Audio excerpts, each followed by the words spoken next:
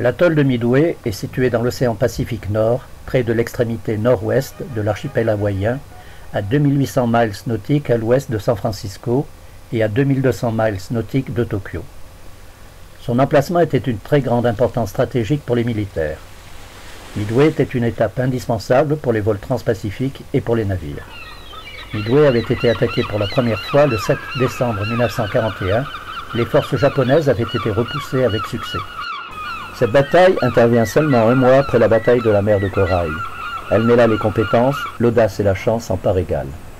L'attaque contre les îles Midway, ainsi qu'une feinte organisée par une force japonaise limitée vers l'Alaska, devait attirer dans un piège la flotte des porte-avions américains qui avait été épargnée lors de l'attaque surprise contre Pearl Harbor. Le but de cette attaque, au-delà de venger le bombardement de Tokyo pendant le raid de Doolittle, 2 mois auparavant, était de renforcer de façon significative la ligne de défense est du Japon, détruire la flotte américaine du Pacifique et autoriser une future invasion de Hawaï. Comme à l'accoutumée, le plan de l'amiral Isoroku Yamamoto était ingénieux et déterminé. Fidèle à la doctrine stratégique de la marine impériale japonaise, il voulait obliger la flotte américaine à combattre afin de la détruire. Les Américains seraient obligés d'intervenir en cas de débarquement à Midway. Ce plan avait probablement été compliqué par la nécessité de réagir rapidement au raid de Doolittle sur Tokyo en avril. Ce bombardement n'avait guère produit de dégâts, mais il avait démontré de manière frappante que le sol japonais n'était pas à l'abri de la guerre. Il s'était révélé d'une importance psychologique considérable. Le 4 juin au matin, le décor est planté et les protagonistes sont prêts au combat. Vers 4-5 heures, des avions de reconnaissance décollent de part et d'autre, mais du côté japonais, un avion décolle en retard, tandis qu'un autre doit faire demi-tour. Un premier tournant, même si aucun ne le sait à ce moment, car ces 2 avions-là auraient dû suivre une trajectoire qu'ils auraient fait croiser la flotte américaine. Malchance, peut-être, mais la négligence fut de ne pas les remplacer par d'autres. À 5h36, 36 héros, 36 bombardiers en piqué et 36 bombardiers torpilleurs japonais décollent. Après la détection du raid au radar, tous les avions américains présents sur l'atoll décollent. Les chasseurs interceptent les Japonais et revendiquent quelques succès, mais au prix de lourdes pertes face aux héros. 13 Buffalo et 2 Wildcat sont abattus contre 3-4 avions japonais. Ceux-ci bombardent efficacement et causent de lourds dégâts à la base, mais une seconde vague s'annonce nécessaire. Les forces destinées à l'opération étaient constituées de 11 navires de ligne, 8 porte-avions, 21 croiseurs et près de 200 bâtiments divers. La première escadre de 4 porte-avions, dirigée par l'amiral Nagumo, constituait la première force de frappe. Elle était suivie à distance par l'escadre de Yamamoto, qui s'attaquerait à tout secours apporté aux îles Midway.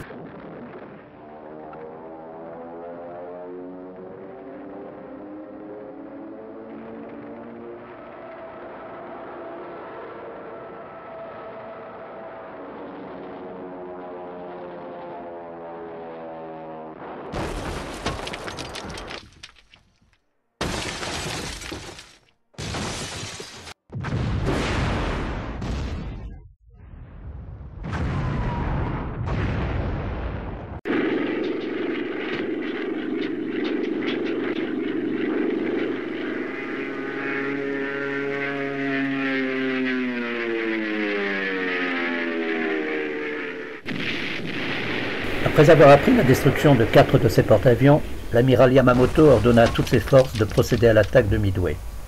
La bataille devait se dérouler dès le lendemain matin. Apprenant que les navires américains s'étaient retirés après la perte du porte-avions Yorktown, ne voulant pas combattre de nuit, l'état-major japonais décida d'annuler l'opération et ordonna le repli de toute la flotte.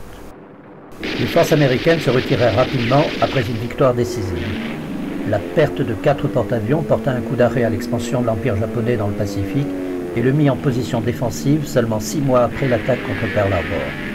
L'amiral Yamamoto avait fait la prédiction à ses supérieurs que le Japon aurait le dessus pendant 6 mois à 1 an avant d'être débordé par les ressources américaines.